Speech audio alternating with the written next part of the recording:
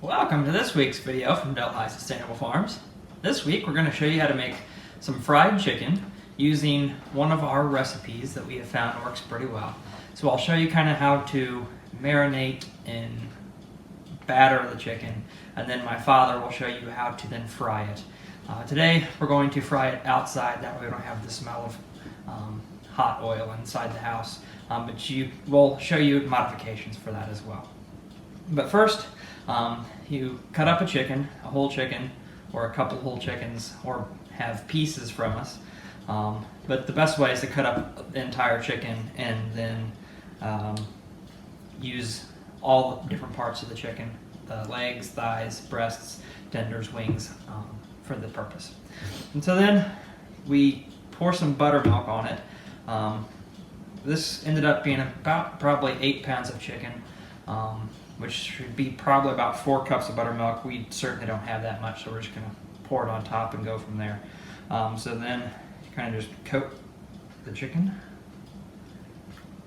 And since I don't have enough, I'm just making sure I coat all the top pieces, and then it will soak down through to the bottom pieces.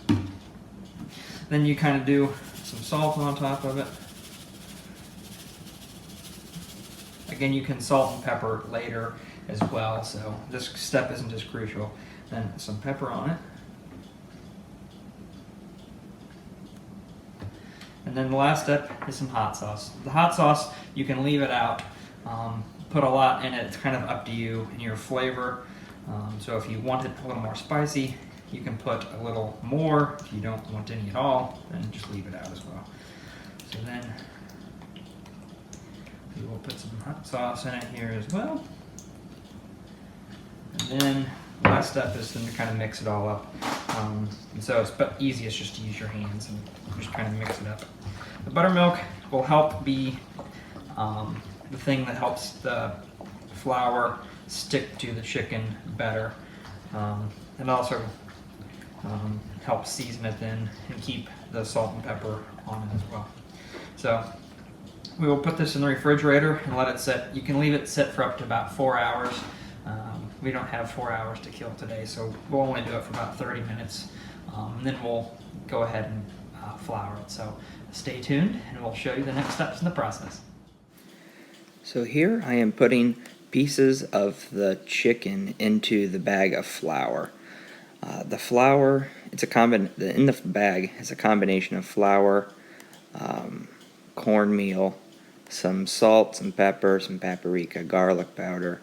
It's just kind of a combination of things. You can make that combination of things to your flavor profile again. So if you like it kind of just plain, you can just stick with flour and not spice it up. After I get the chicken in there, you can see that I kind of shake it around and make sure it's all nicely coated. And then I will pull it out and set it on a cooling rack. That way it can get air all the way around it.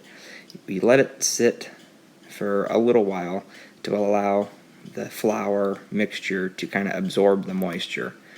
That makes a crispier chicken.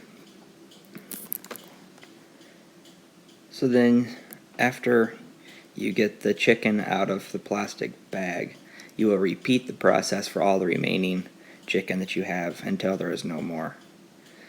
Again, you can spice things up. You could probably even put chili powder into your flour mixture to kind of give it a little more heat if you wanted to. So again, it's totally up to you. Kind of just play around with it to find out what flavor works the best for you. And after this, you can see that now I have a plate full of all the finished chicken. Right now I have the grease at about 350. And I'm going to do all chicken breasts on this batch so that they're all about the same thickness and I know when they're all done. Just put them in there. Keep your grease at 350. Check the temperature of the meat in a little bit.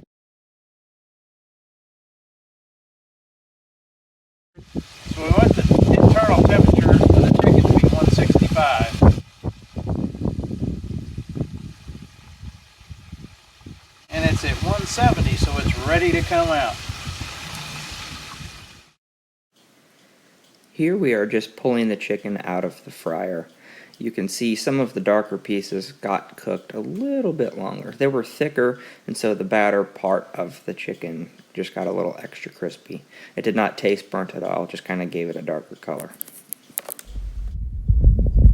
Well, that's this week's video on how to make fried chicken. It is one of our favorite recipes, and we treat ourselves to it every once in a while, but not too often.